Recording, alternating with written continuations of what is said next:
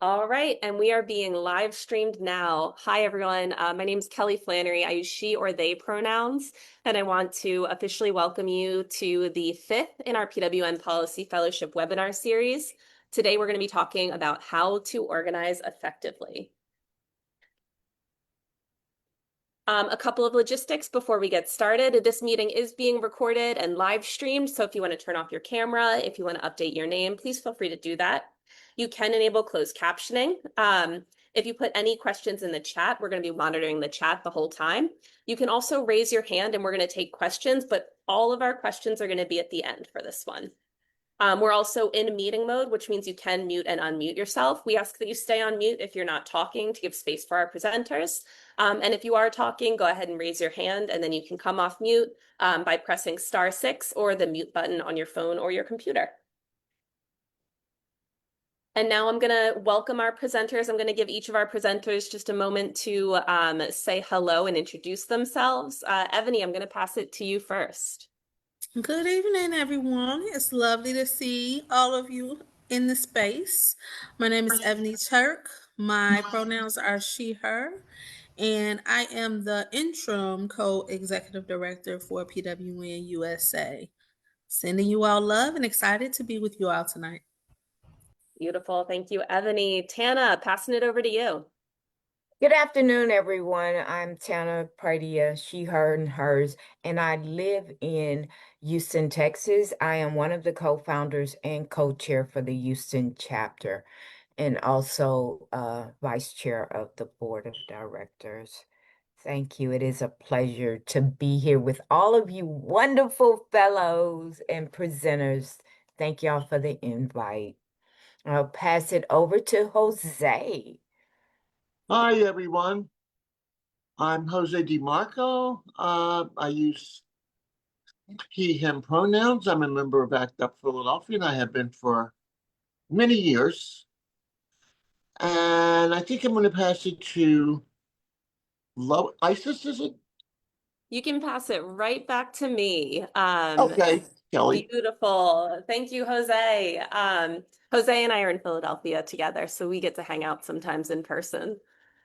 All right, folks, welcome. So we're going to hear more from our presenters really soon. But before we get started, I want to ground us by saying thank you and sending my appreciation to Meta Smith Davis. Unfortunately, Meta had a family emergency. She should be the one who's facilitating this call. I stepped in. I hope y'all will send her some love. And I just want to say that this webinar is because of the work that she put into it in welcoming Jose, Tana, and Evany into this space.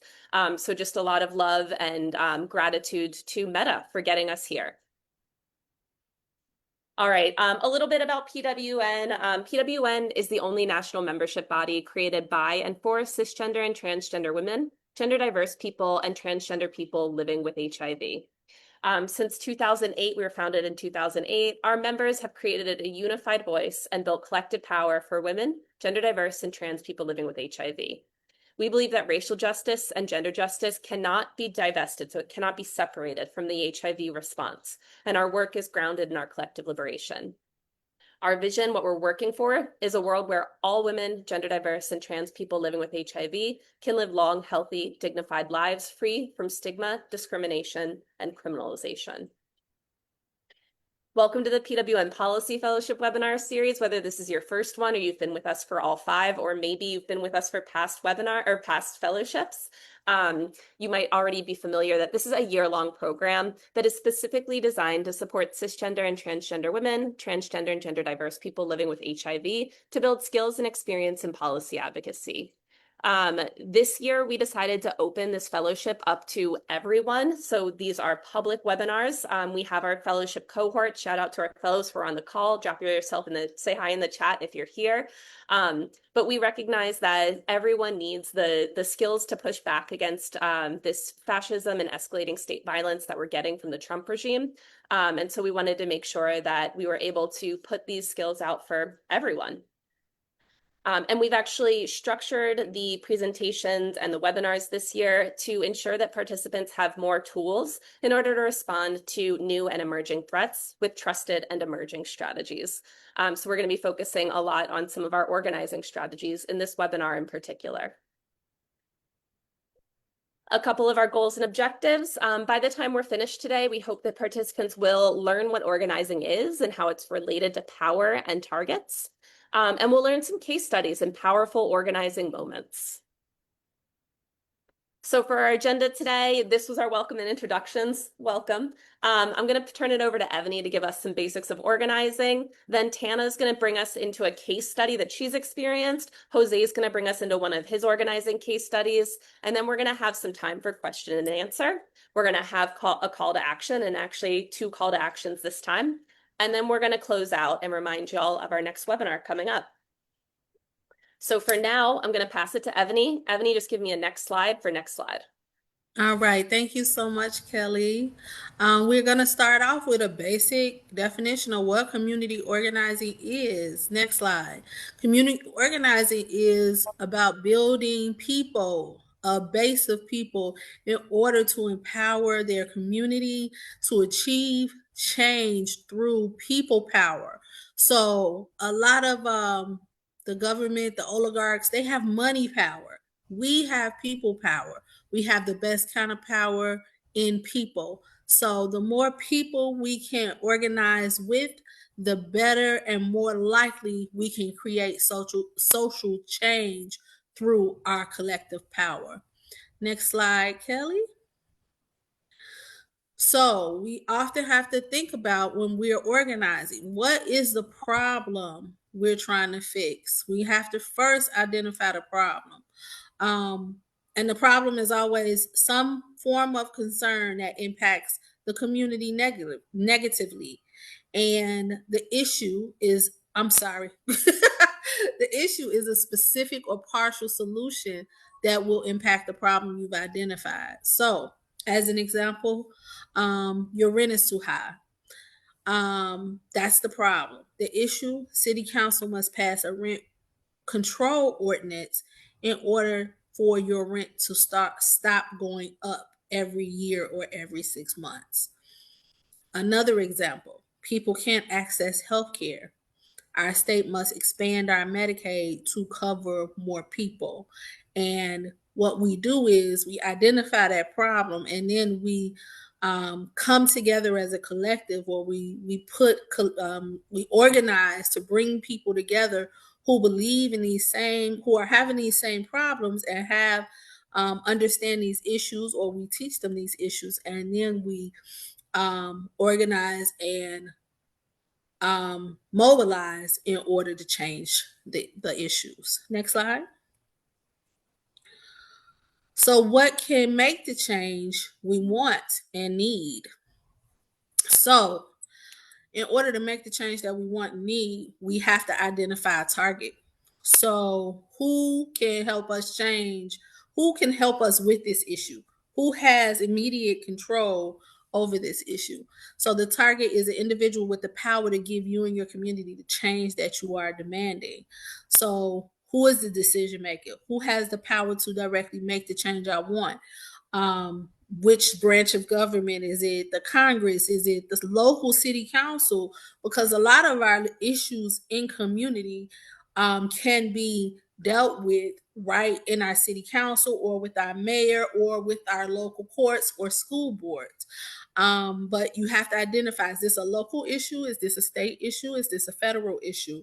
And then who controls that issue? And that's who we target. We figure out who the target is, because we don't want to target people who don't have any power to change the issue, because that we don't want to waste our energy and they can't do anything. Next slide. And the best way to get what I want is, next slide, create a campaign. What's a campaign? A campaign is a plan which has a series of activities that focuses on the issue and pressures the target into negotiating and culminates in an agreement. So once you identify the target, then you sit down with your organizing partners, your coalition, your community members, and you create a campaign. And the campaign has a number of steps, but it helps you identify activities, how you all are going to move forward talking about this issue, what your tactics are.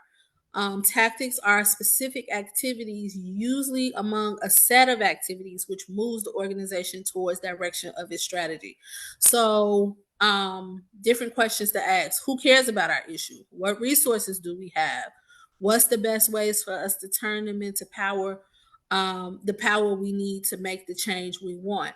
So, resources, who cares? All of those things create how we can get together and make this change. So tactics being, do we do hill visits? Do we do visits to office? Um, that's always the first, because we think they're going to listen to us. We think that we hope that they're going to listen to us. We hope that they're going to take our issues into consideration when they are changing things. Sometimes they don't listen. Sometimes they run. So if they run, then maybe our tactic is to get public attention. So maybe now we want to do some kind of action or rally and get some news, public media, the news to come down and do some interviews like that. Back in the day when Act Up, well, not back in the, because Act Up still acts up, but Act Up came about because they would chain themselves to places where the people had to go to work. Those were tactics, and they used those tactics because those are the resources they had. If the people were listening, if they weren't listening, if they were giving them the opportunity. So those are all different tactics. I used the tactics once too. I went to the church of my legislator and sat by his mother and talked to his mother. That was a tactic because his mother cared about my issue. So those are all different tactics. Next slide.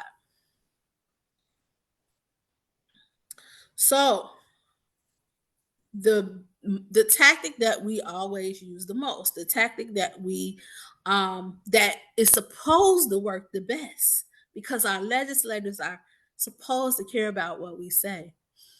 In district organizing. So what is in district organizing?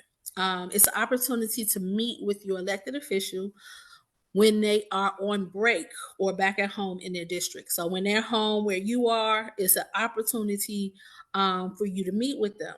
It's a powerful way to organize because um, it's a real demonstration of community interest. So when you are meeting with them and a number of you come, you've organized to come and meet with your different legislators.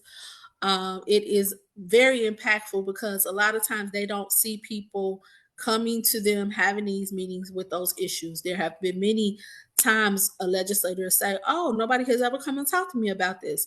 So that's why in district organizing is so important. They're home. You don't have to travel anywhere. You could just make an appointment with their staff and go in, have the conversation, make them aware of what is happening in order for them to understand what needs to be changed. Next slide.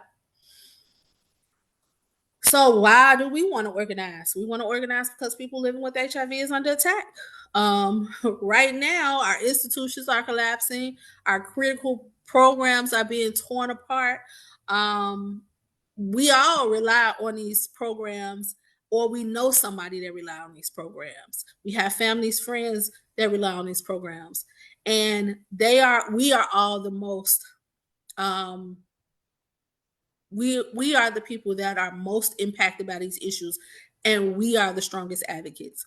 When you are directly impacted by the issue, you are the strongest advocate because you can speak from your direct knowledge of the issue, and that is very powerful and that is very compelling. So it is great to go, to the legislator's office and tell them about how this issue is impacting you and why they need to change it. I said this earlier, it's in district because you do not have to travel to DC. You can build power with people in your home state, in your community, and you can meet your representatives in your area. Another great reason why in district organizing is good is because you can build relationships with legislators and their staff.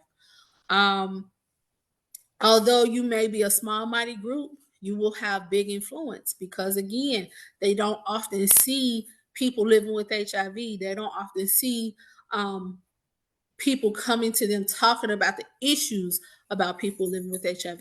So it helps the office see that you and your organization as a credible, powerful, and helpful voice for the HIV community. And building relationships with legislators is so important, because everything in our community, if something is wrong, there is a person, like there's, the potholes and the water systems and the school thing. All of those things are controlled by, different levels of government. So when we build relationships with those people, it is even better, either them or their office. It's even easier for us to call them up and say, look, did you know this was going on? I need to either come in and talk about that, or we need to figure out a solution. It's great to build that relationship so you can have that conversation and that mutual respect with them. Next slide. So, when to start organizing? Now. now. Recess means they are working in district, and that work includes meeting with you and your group.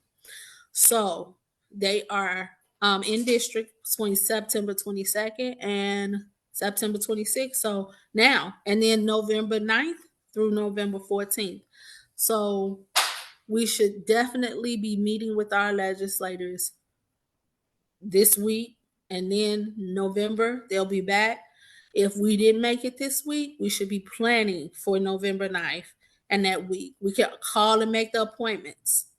Call them, get yourself an appointment to see your legislator now for November, if that's what you need to do, because we have to tell them how all of these changes and how all of these cuts are impacting us currently. So you called a major appointment, you have an appointment on the books. Now you need to prep for your meeting. And well, I jumped a little bit ahead. Hopefully, you know who represents you. In order for you to call, you have to know who represents you. If you don't know, you can. It's an Google who represents me, or you can ask, anybody at PWN will help you with that. But yes, find out who represents you. Call, make the appointment. Now you have an appointment. Now you can go. You can recruit 3 to 4 people to go with you, and you all can they will listen to all of you. When when I've done groups in at the Capitol in Texas and in DC, we've always went as a group. They give us time. We know how much time we have. We plan for our stories. So we make sure we know what committees they sit on. So you have to do some research on the person who you're meeting with. What committees they sit on, what's important to them, what are key words that grasp their attention. You have to do a little bit of research to find that stuff out. And then you plan with your team. What is it that we're demanding? Because you never go to an appointment and or a meeting and leave without making a demand. So what are your demands? What are your talking points? Who's going to talk about what? Because different people have the different stories. How are your issues connected to your real life? Who is taking on what role? And what materials do you need to bring with you? Do you need to bring a one pager? Do you need to bring business cards? What do you need to bring with you to help? And then you don't need to know everything. You don't have to drown in the details. Please don't worry about drowning in the details. You really just need to know your story. You just need to know what's important to that person, and how to get your story across to them. You need to make sure, most important, to tie your story with the demands. You're not just telling your story to tell your story. You're telling your story to demand something that you need. something that's going to be impactful to your life and others' lives. You have to make the demand. And you have to remember you are the expert because you are the person who's living with HIV. You are the person that is that is impacted by the thing that you're requesting. You are the expert. And big issues, make sure you are discussing it. Bring it back to you and your life. They're going to talk about, there's going to be the issue, but make sure you always tie back to person, me, and how this impacts my life. Next slide. And then hold the meeting. Make sure you arrive early to your meeting and do make sure you introduce. In the beginning, I would go in and I would be so nervous and I just get to talking and forget to introduce myself. I still do that because I think everybody know me. I really need to cut that out. But do not forget to introduce yourself. They really need to know who they're talking to. Present issues clearly with the full program names and the name of the impact on the people living with HIV. So if it's a bill, you want to say, we are here about House Bill 123, and this changes this, and this is how it impacts, and then you can go into your story. Present a clear ask and try to get a clear commitment. So once you ask, will you commit to expand Medicaid in our state in 2025? Wait for the answer. Don't fill the space. Let them answer. They probably will spin, but maybe they'll give you an answer. And if they spin, you bring them back. Again, will you commit to yada, yada, yada in 2025? Stay on message, stay organized, and make sure you are listening closely. It's okay also to take pen and paper in case you need to jot down notes, so you can remember things you need to. You want to make sure you end on a positive note. You want to get their contact information for the congressperson representative. Um, After the meeting, you want to send an email, which includes a clear ask, next steps, and answers to any unanswered questions. And the one other thing that I want to say, in the era of cell phones and recording, we never go in with recording anybody. If we're going to take pictures, we ask. They typically give you, they typically would take a picture with you afterwards, but we don't want to go in recording because that will make them not talk. We want to make sure we are not on our phones, not texting, any of those things. And we want to make sure that we're clearly respecting their space and asking them if we want to take a picture, asking them to take the picture. Next slide. So there are other ways to organize at home. You can canvas, which also is talking to your neighbors. So this is another way to get people to go to that meet with you or to inform people about what's happening, because people can also just call and leave a message about their concerns. That's also really good.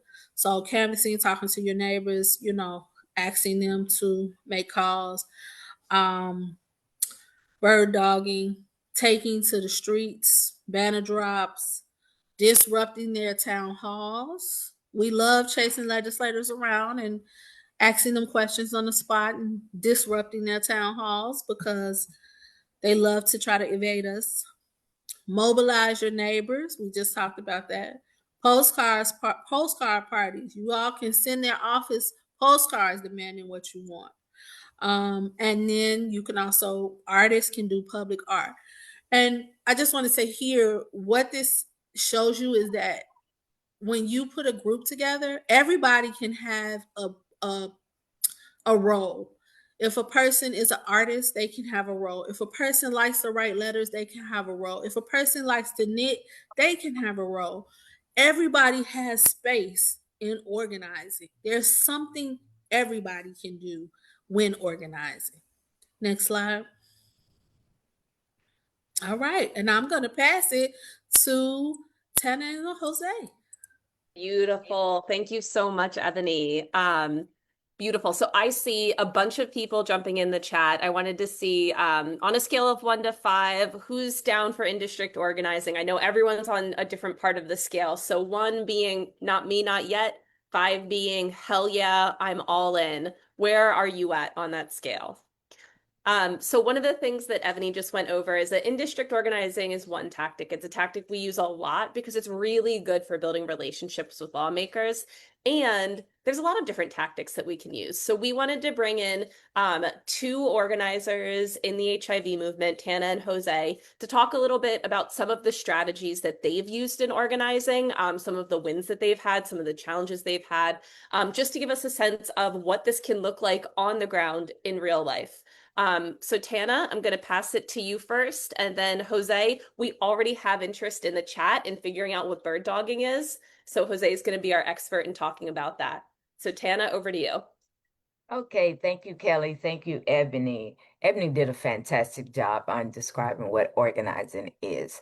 Y'all, organizing for me, and this is me coming from Houston, from the Texas perspective. So during the 2020 Christmas break, the Texas Department of Human Services, they sent out a letter saying they were removing 2,000 Texans living with HIV from the Texas HIV medication program, which is our THMP.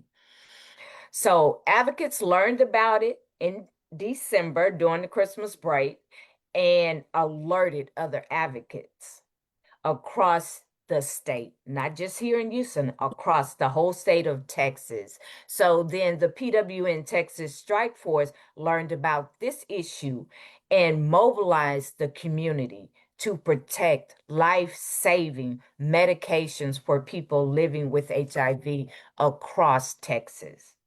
And in January 2022, the Texas Strike Force, which is led by PWN chapter members, shifted their attention to a serious budget short in the AIDS assistance program, which is AIDAP. So the Strike Force Coalition held a state health department.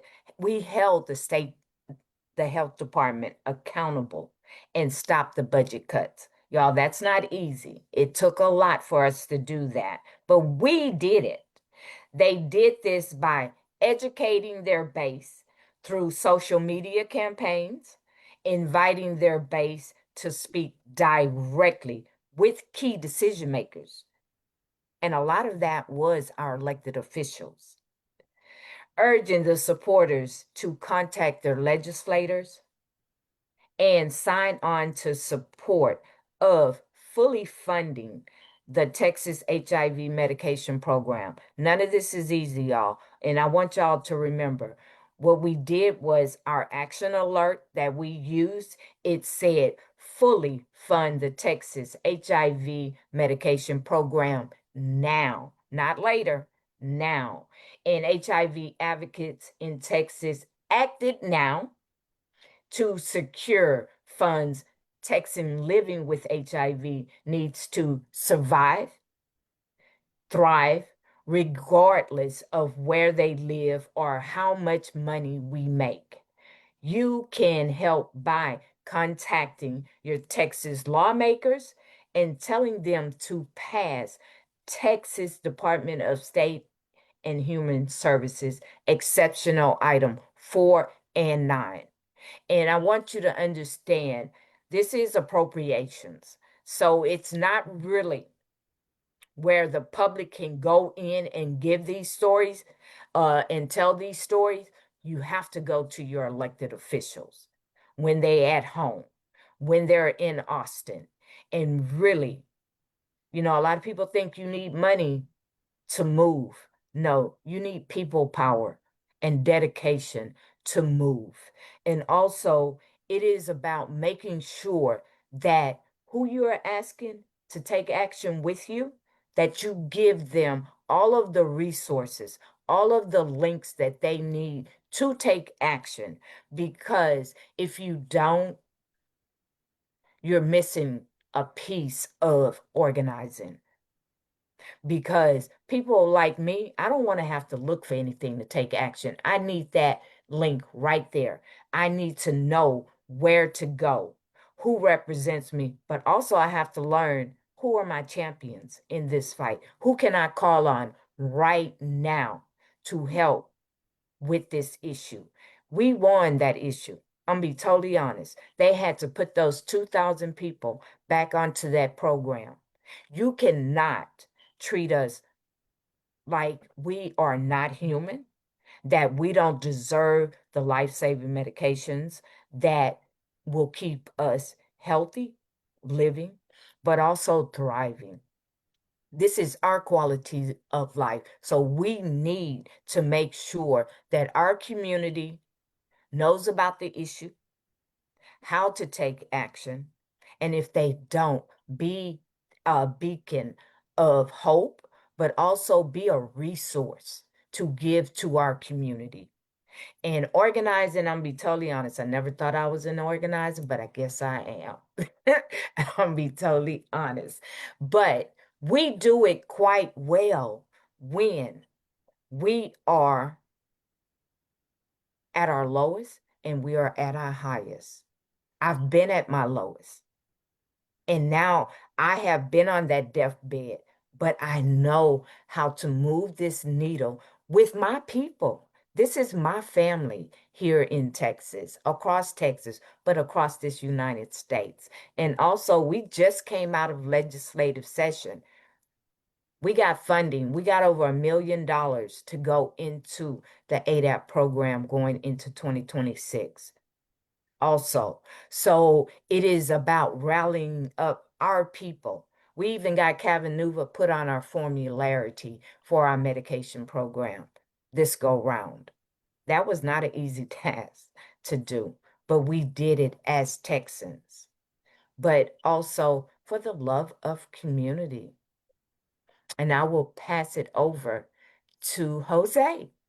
Oh wait, Tana, Miss Tana, before you pass it, Jose and I were just talking about some of the restrictions in the Pennsylvania ADAP program. And the reason for these restrictions is because with the Medicaid cuts that are coming after the Trump murder bill, Yes, those Medicaid cuts that are coming, there's going to be more folks who are uninsured, including people living with HIV. There's going to be a absolutely. bigger strain on ADAP and Ryan White programs. So Tana, really quick, you formed a relationship with your state ADAP program. Yes. What is So that? What is that like? Yeah, what is that kind of relationship that you were able to form over time? So that relationship with the Department of State and Human Services after the strike force um, rallied up and had them to put those people back on was they were like, we sent a letter. If you need, we are the experts on life-saving medication. We have built a relationship with them where they come to the coalition, the strike force, and talk to us ahead of time, sometimes before lead session starts, but it's building the relationship and being a beacon of hope. But knowledge is power. And they saw that we were not going to back down. We were coming at every angle. We were meeting every week. It is about base building, capacity building, but it's about building those relationships at the key areas that you need. And that is what we have done here in Texas is built a relationship with the Department of State and Human Services. They might say, "Oh, we don't have time for this." You keep at it. You keep bugging them. You send them letters. You show up to the medication program, to their meetings. You show up. You show that I'm coming. I'm not coming by myself. I'm bringing a group with me. They did listening sessions, they did forums where we all showed up. And this is how we built that relationship with them. They come to us to ask for our knowledge, to ask for our help, and vice versa. Did that answer? Oh, it answered. It answered beautifully. Thank you so much, Tana. Amazing job, folks. Show some love to Tana in the chat. And Jose, I'm going to pass it over to you. Folks have been asking. Folks are excited. Tell us about ACT UP. Tell us about bird dogging. And I have your slides, so just say next slide. Okay. Hi, everyone. I'm from ACT UP. We're the AIDS Coalition Unleash Power. We've been around for a long time, 30 years. And I'm proud to say not only my group, but all of the ACT UP chapters collectively have really pushed this movement forward over the years. And that's because we had a lot of, during that time, a lot of white privileged gay men that felt as though the government, country, whatever, were treating them like second-class citizens. And they weren't having it, you know? And I don't know, for some reason, we as poor people of color, we're kind of used to that bullshit, so we usually work our way around it. But these guys kicked down a lot of doors and made a lot of ways, a lot of openings for us. That's going back. That's why I can remember the first AIDS drugs, the protease inhibitors, and then everybody stopped dying. Then most of the chapters died off, and blah blah blah.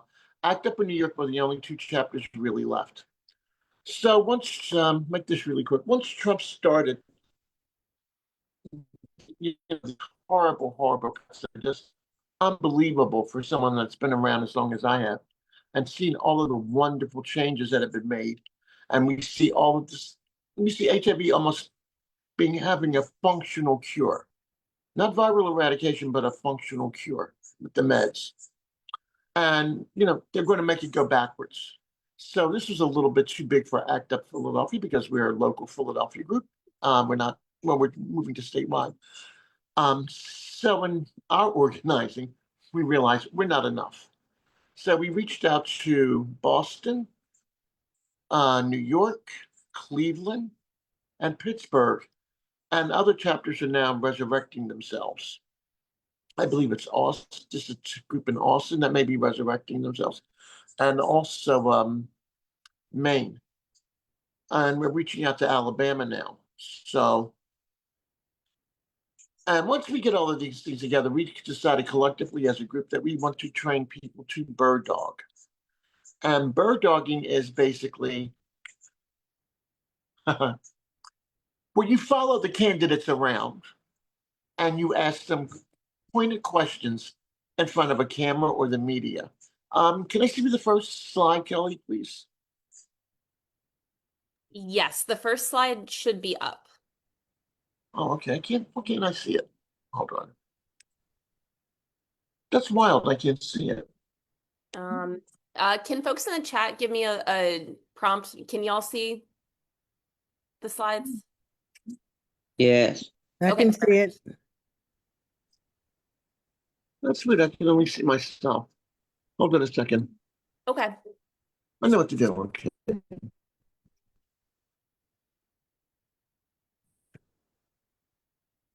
Beautiful. While Jose is figuring that out, let me know in the chat who has bird dogged before. I know some folks not no, some folks yes. Let us know. Who has what Well, before? while I'm looking for my bird dog, while I'm looking for my slides, the reason we decided we wanted to ask people to bird dog and train people to bird dog was because in today's climate and political climate, a lot of people have a lot of apprehension about doing straight up direct actions.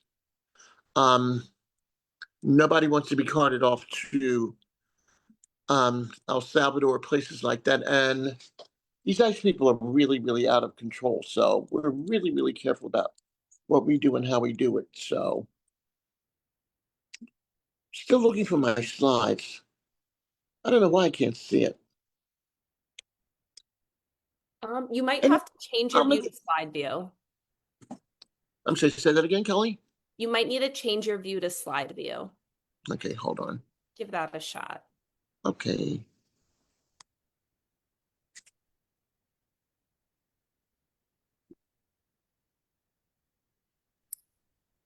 Jose, I'm willing to read the slide for you so you can then talk about it. God bless you. So on this slide, it says bird dogging will act up. We need answers on the record by asking the right questions in public, in person, and media. We want to extract commitments from targets. In this case, they are members of Congress or candidates before 2026 elections. Thank you so much for that. Yeah, I love bird dogging. I think it's more powerful than any demonstration ACT UP has ever done because you're face to face with the decision maker. You're able to usually extract an answer out of them in person, and you have to formulate your questions so that they look like a real ogre or an asshole if they say no. Um, and we've gotten many commitments. That's how I like to say PEPFAR came about that way from national bird dogging. I've actually bird dogged Obama before personally, and I'm sorry I could have put it up here for you guys to see. I actually have the signed commitment where he pledged $500 billion to PEPFAR program. So these things work. They will make commitments to you. But the trick about bird dogging is you have to, first of all, you need to form a posse, like people that are willing to do that. And it doesn't take any more than 4 or 5 people, right? Then after you get your posse together, you have to track them. And usually you can do that by their website. Look on the website, they're going to be somewhere cutting a ribbon or kissing somebody's baby, something like that. And you try and find out where they're going to be. And once you find out where they are, I've always found that being the first ones there are really works out to be early. And always getting your hand up first before anyone else does. I don't know why. That always works. It always works. Don't ask me why. And you get your hand up and make sure that you're saying it loud enough and clear enough for you to be heard by media or whatever press is there, because that's most important. That's the reason you're doing it. And hopefully, we will be able to get this going statewide. We're going in a tour to organize statewide for these issues. And we're going to do small bird dogging training so that when they go out stumping for votes, you've got a state full of people in Pennsylvania demanding Medicaid and demanding you don't cut these Medicaid cuts or whatever it is that people want to demand from them. But this is how it's done. And usually you have to formulate your question in such a way they would look like they look really, really bad. Like, for instance, HIV meds in 2025 are HIV prevention, and it's not really cost effective not to give people HIV meds. Would you commit here and now to make sure that our HIV prevention programs are still up and running after 3 decades of death? Something like that. I mean, they look really bad to answer and say no. But politicians are also very tricky, you know. They have lots of ways of not answering you. Oh, you're right about that. You're right about that, Jose. We're going to look into that and I'll let you know. They give you crap like that all the time. Or, yeah, we really care about AIDS. My sister's brother's cousin had AIDS. I'm like, yeah, what the fuck? Um, but those are the kind of answers they will give you.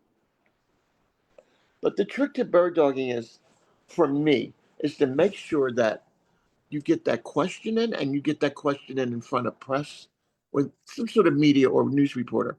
Sometimes you can take to your own press. You can take your own camera and, you know, you can put it on your Facebook page, wherever you have to put it, but you can do your own media, which is also a really good thing. What's the next slide? Beautiful.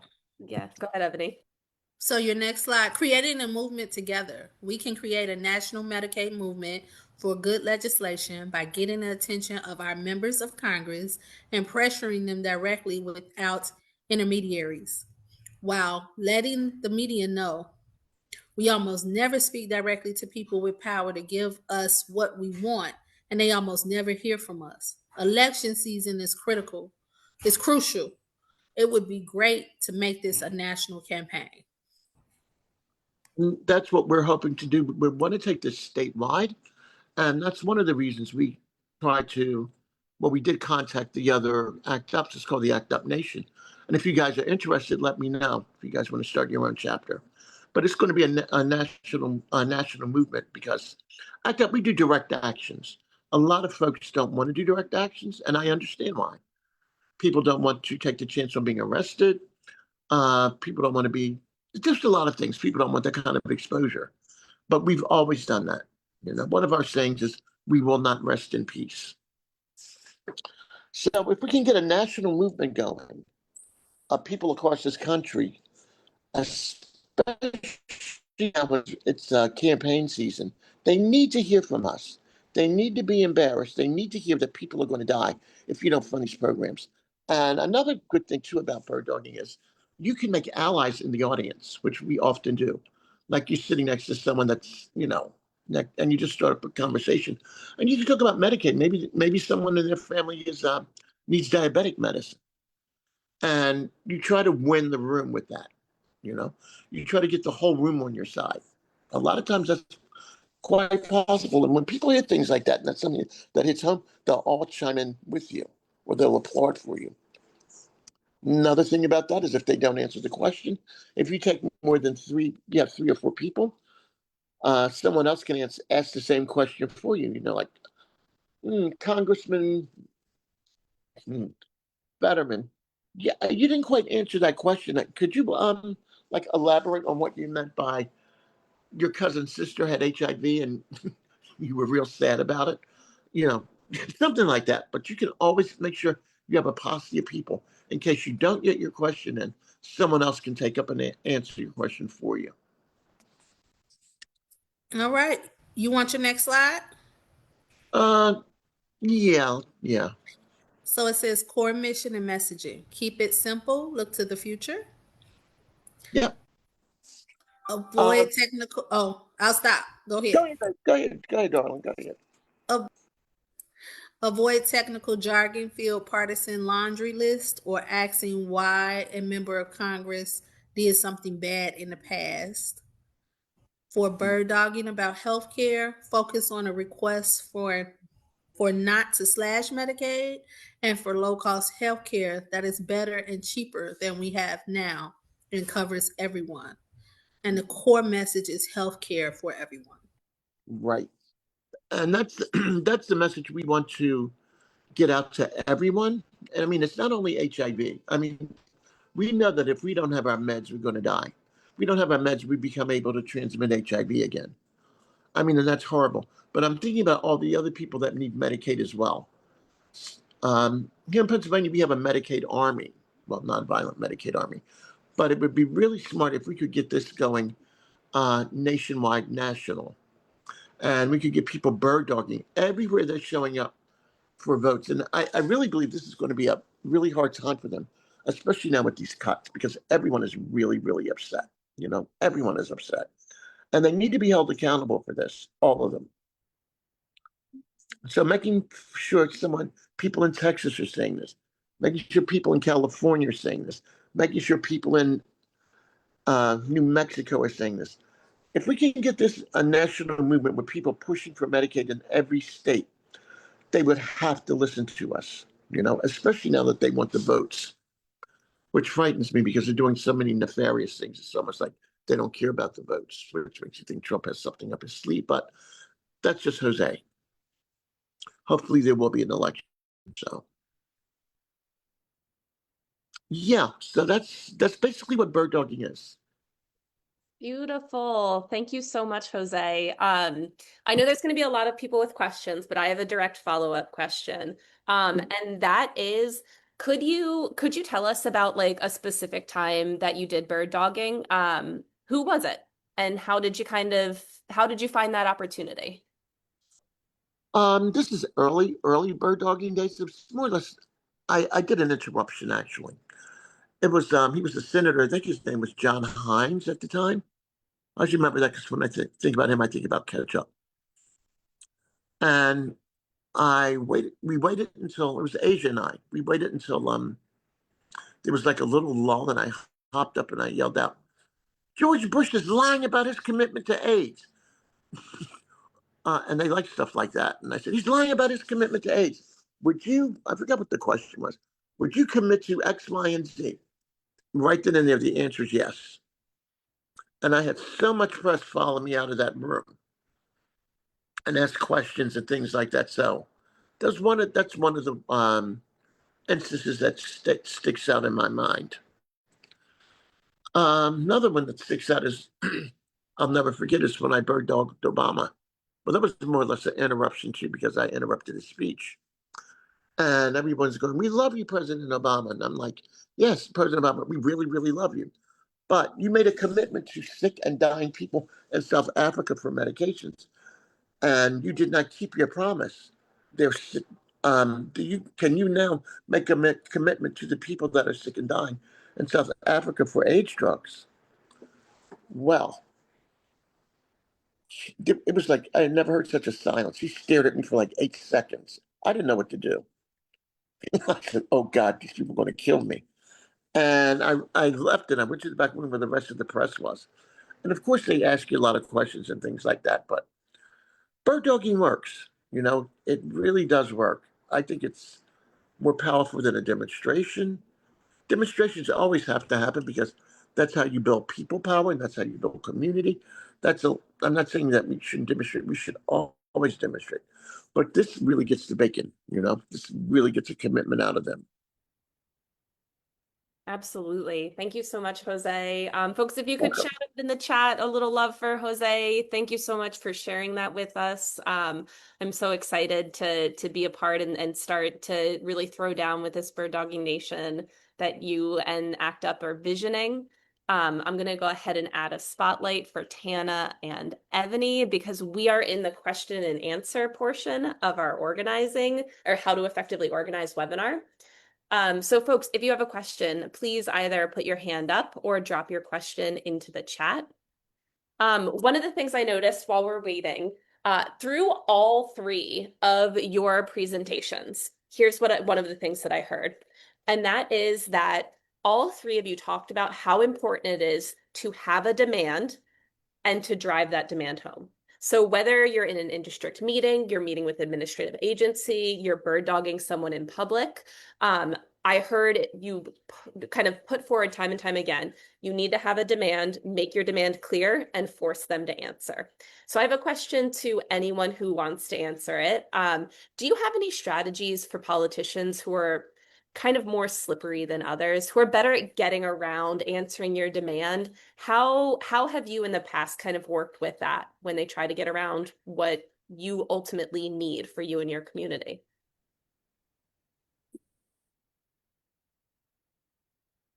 That's one of the. Can I answer that? I think that's one of the reasons you go with a group of people, so that if you don't get your question in, someone else can follow up on that question and hold them to it.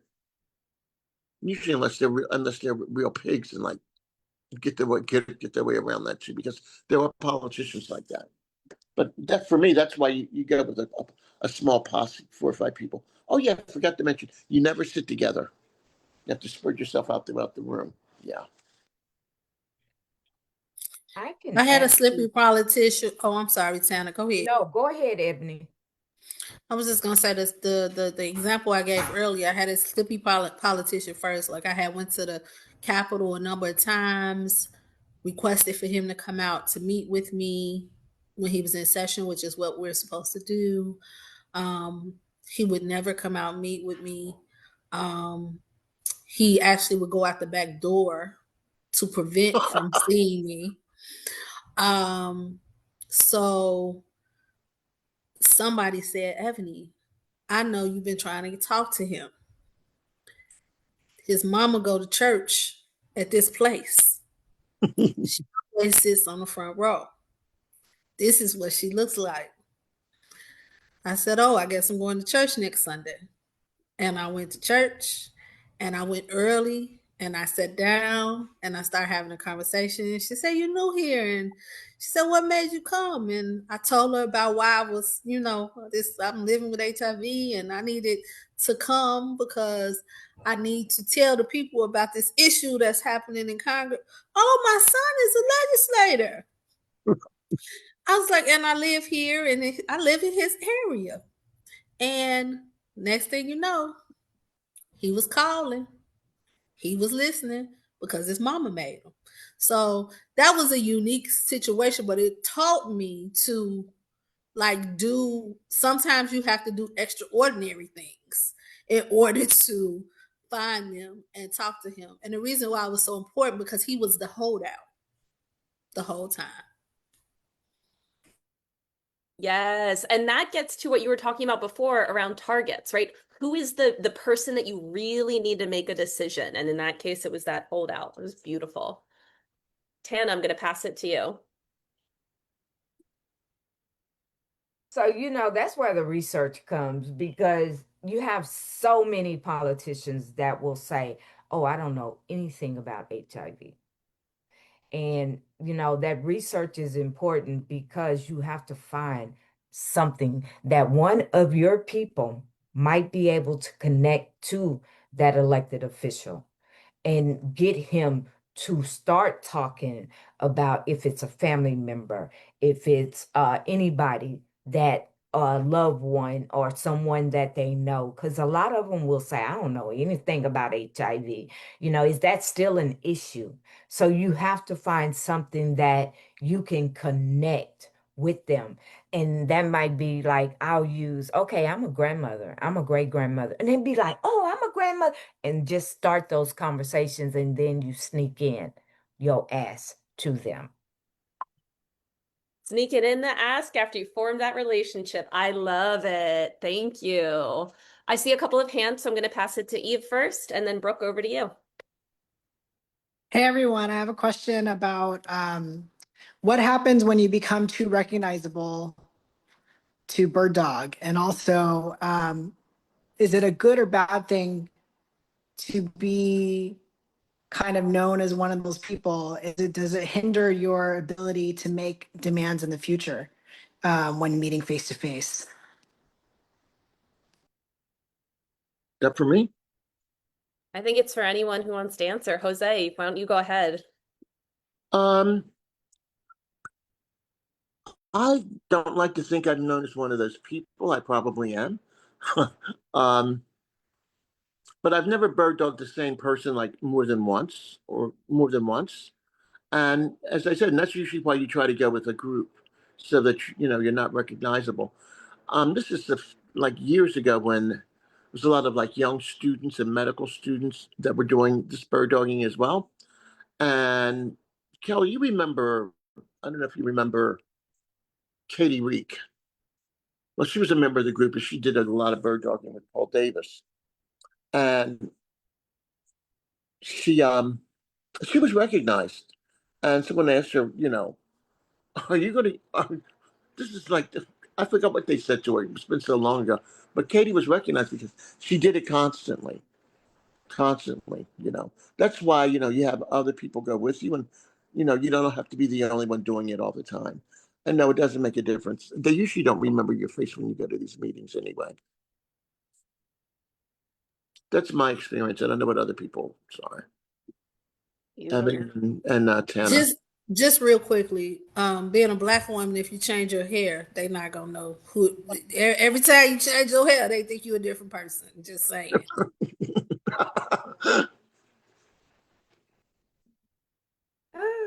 I don't have anything on that one because I'm known as a troublemaker. So, yeah, I'm known as the troublemaker. So, yeah. There's something that Evany said. Evany, I think I want to pass it to you for this. But before you said something about how it's like if you say you're going to show up with like PWNers, folks get nervous, politicians get nervous. Can you talk a little bit about kind of like the power of that kind of putting pressure on electeds? Yeah, so that's kind of what I thought about is that it's not always a bad thing that people know you are going to hold them accountable. I've had many times where I've walked into the room and people say, "Oh, here come PWN, let's get it together," because they know we're going to hold them accountable.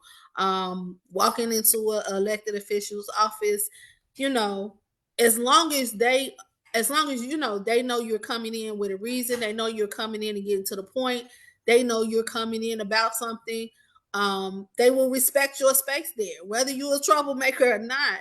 They understand who you are, they understand what you're there for, and they respect it, so they respect you. And fortunately, there are a lot of people out there that understands that when PWN, and they know we have a base. They don't want me to come back with my people. They don't want me to come back with y'all. So they want to do what they want to do because they know that we have people behind us. Absolutely, Ebony. And I will add one more thing to that. When I say I'm a troublemaker, I'm labeled as a troublemaker, but one of the main things is in this work is being respectful. I can be the troublemaker. I can be and I am very unapologetic. But when we are trying to win and we're trying to get something, we have to use a different tactic. We have to be respectful. And at the end, even if we don't get what we want, we still say, thank you, but I'll be back. And that's a tactic because there's another tactic about not being respectful.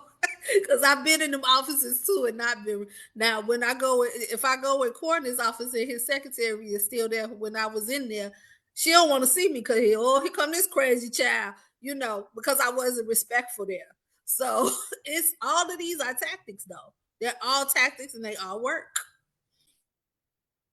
Absolutely. And next time, just like a little plug, we're going to be talking about researching your elected officials. And one of the things, Eve, to your point, right, about this is that some folks are going to be movable with different tactics, right? There are probably some folks that if you don't have an external strategy where you're putting a lot of pressure on them from the outside rather than through like nice friendly meetings, you might not get what you want. And that's something that we really saw a lot of from ACT UP that Jose was talking about, some of those more like public demonstrations that force politicians to make a decision because the public narrative becomes so harmful to their public image about like the decisions they're making literally killing people. And Brooke, I'm going to pass it over to you. So Thursdays when I'm not in these meetings, I'm in an HIV writing group with Greg Casson and Butch McKay and all sorts of people.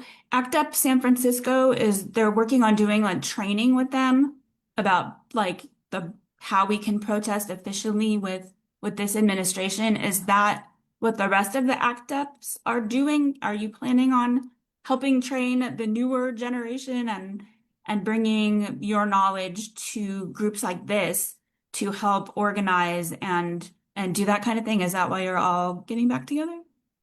Yeah, I had no idea San Francisco is back together again. I had no idea. I know we talked about them actually last week in our writing group. So I miss it because I'm here, but he was going to reach out to them and see like what kind of organizing they're doing and how to get them onto a Zoom with that group.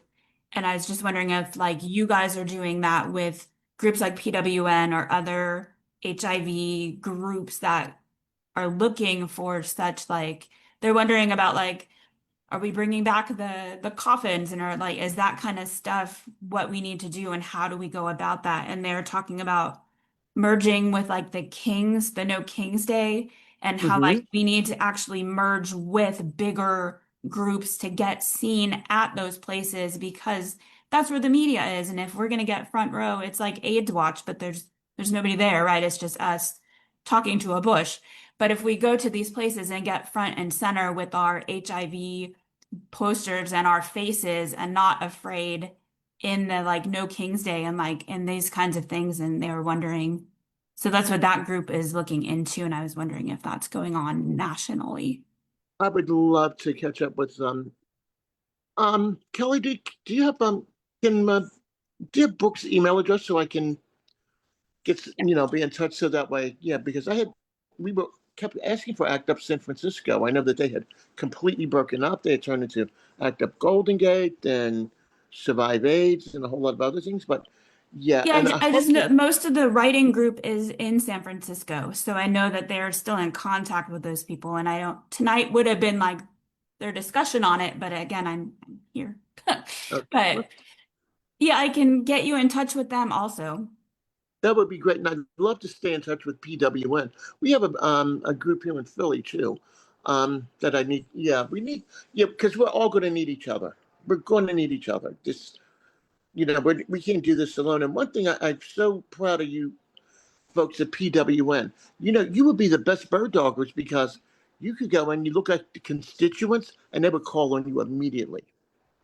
And I notice there's a different kind of respect for women that do this work as opposed to them looking at, gay men, because they always think, yeah, I know you faggots got AIDS. That's how they think. They don't say it, but it's written all over their faces.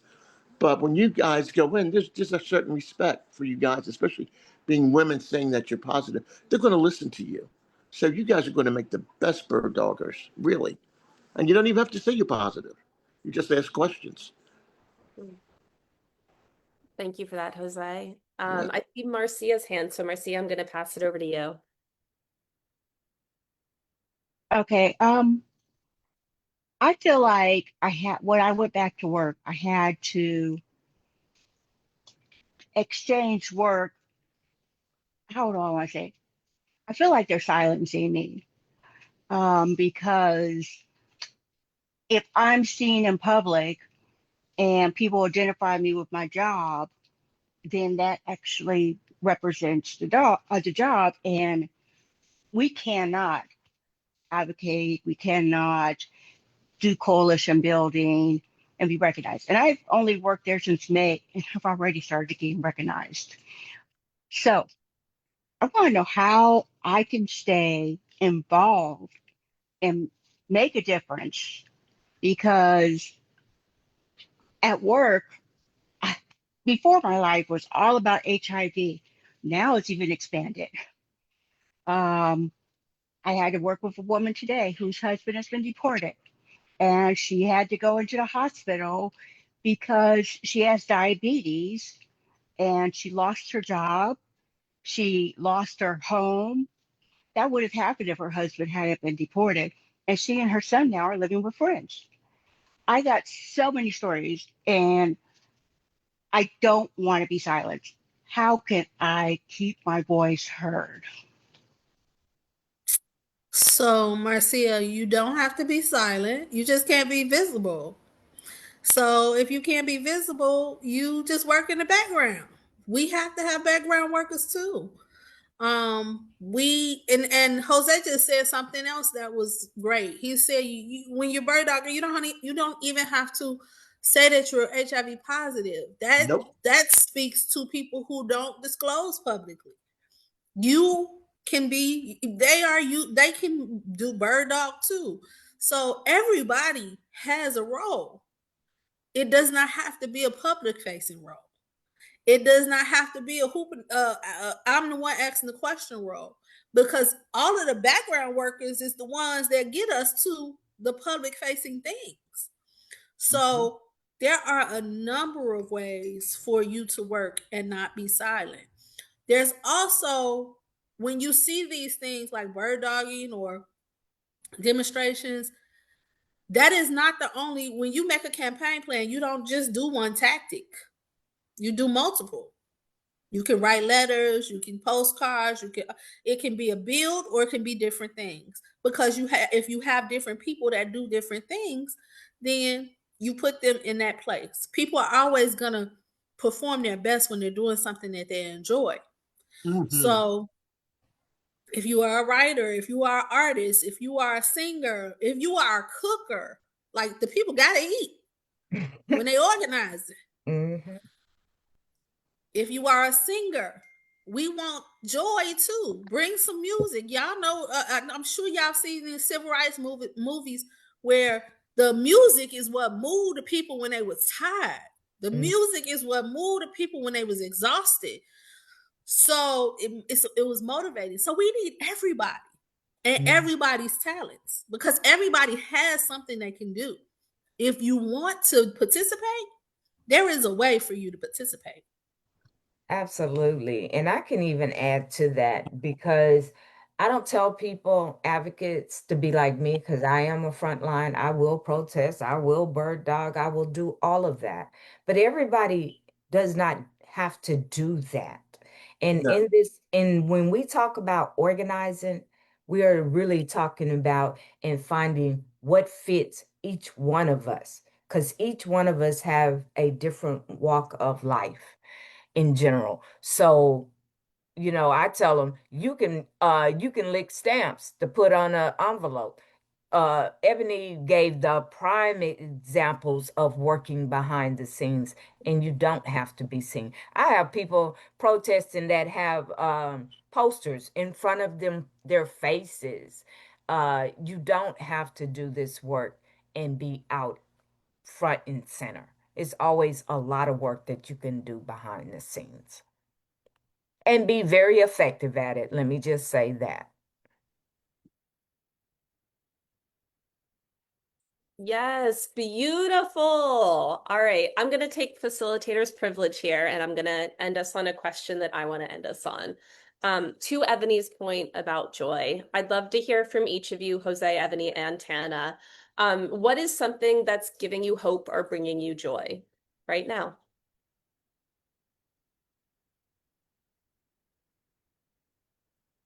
Trump is real old and sick. I'm sorry. Um, uh, being in community like this, days like this when I'm in community with other people with HIV, yeah, it gives me a lot of being in community really helps me. I don't know about other folks, but being in community is very, very helpful. I don't feel alone. I don't feel as frightened. I can laugh. I can feel joy. I feel all of those things with you guys so much. Thank you. You Beautiful. I would say what brings me joy, and I got my hand over my mouth because my teeth is killing me right now, is that my great grandchildren bring me joy, but really educating and really just being having my children see me, but also be in the field with me brings me joy because I never really thought that they would join me in this work, but they join me.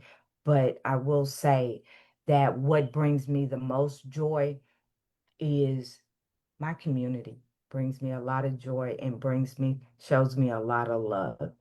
And everyone from PWN does that, brings me, when I'm at my lowest, y'all lift me up. So that brings me joy. For me, it has to be laughter. I take every chance I can to watch comedy and laughter so I can laugh, because laugh is healing and good for the soul. But mostly it's community, as everybody has said. PWNers. Seeing all of you on here tonight. I haven't seen some of you all for ages, but it's great to see you all on here tonight. The love I get from y'all, that brings me joy. Um, and lastly, seeing community fight back, because there are things that are happening because people are fighting back. People are holding their people, you know, people are holding their money to their chest. People canceling stuff. People speaking up. People are fighting back. That is what's bringing me joy, because it is telling me that as bad of a situation we're in, people are not going to sit down and let it happen to them. And I know that the people of PWN aren't. And I feel comfortable in knowing that we have each other and we're going to fight with each other. So thank y'all. Y'all bringing me joy. Oh, Beautiful. Tana, Evany, Jose, thank you so, so much for joining us. Folks, please show some love in the chat for our three amazing presenters, organizers, just brilliant strategists. I feel very lucky to have been here for this presentation.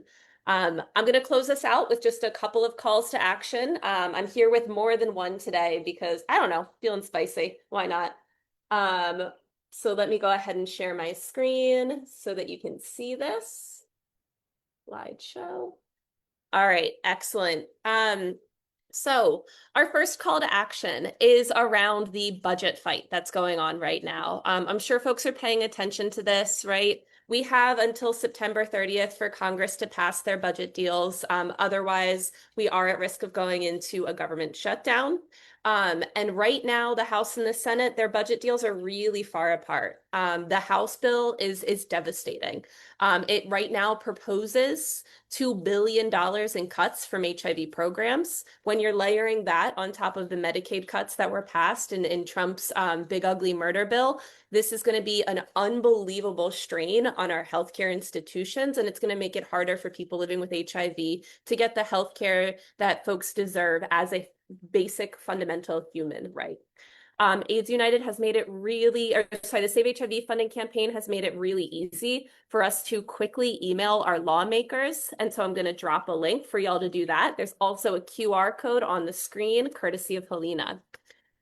The other thing I'll say is that as we get closer to the September 30th deadline for Congress to pass these spending bills, it's looking more and more likely that they're not going to. They're probably not going to pass spending bills. They're probably not even going to pass a continuing resolution, which is how they kind of kick the bucket forward, how they delay having to pass these bills, but keep the government funded. What does that mean? That means we might be looking at a government shutdown. Government shutdowns can be really short, they can be longer. But again, we're not going to really know that until the September 30th deadline passes and we hit October 1st. So my recommendation, my ask for the folks on this call is to join the Save HIV funding call that's happening on Tuesday, September 30th, where we're going to have the most up-to-date the most up-to-date information and organizing efforts for how to make sure that the government stays funded and that Congress isn't holding healthcare hostage, right? Some of the demands that we're seeing right now are demands that would improve healthcare and push back against some of the harms in Trump's big ugly murder bill. So really wanting to make sure that when we are talking about healthcare, we're really clear that any funding bill that gets passed, it's got to protect healthcare. It's got to protect healthcare and it's got to protect congressionally approved funds from the Trump regime's attacks. So a consistent message, and come on to that call next week to make sure you're finding out what is the latest. What do we know? What do we don't know? What are the potential impacts? Here's the AIDS United action I was talking about. One of the things that Congress is fighting over right now is the Affordable Care Act's premium tax credit. And so this is an action alert to extend and make permanent the ACA enhanced premium tax credit. What happened in the big ugly murder bill is that that bill allows these enhanced premium tax credits to expire. And we don't want them to expire, right? So when these enhanced premium tax credits expire, I believe it's about 24 million people. Yep. 24 million people's insurance premiums are set to skyrocket by about 93% on average. It makes healthcare less affordable. People are going to lose healthcare coverage, and Congress can fix this. So this is an action alert from our friends at AIDS United, specifically telling Congress, have courage, extend the ACA premium tax credit, and stand up for our healthcare. Drop that link here. Wonderful. And with that, the last thing I'll say to you is please join us for our next webinar. Next up, we're going to be talking about how to research a policy target and move a policy priority. That is coming up on Thursday, October 23rd at 6 o'clock Eastern Time, 5 o'clock Central Time, 4 o'clock Mountain Time, 3 o'clock Pacific Time. So it's going to be a really robust and kind of continuing conversation from the conversation that we started here. with that, connect with PWN if you haven't already. And I thank you all so much for your time. And I hope you have a wonderful day, night, week, month, year. I can't wait to see y'all again. Thank you. Have a good night.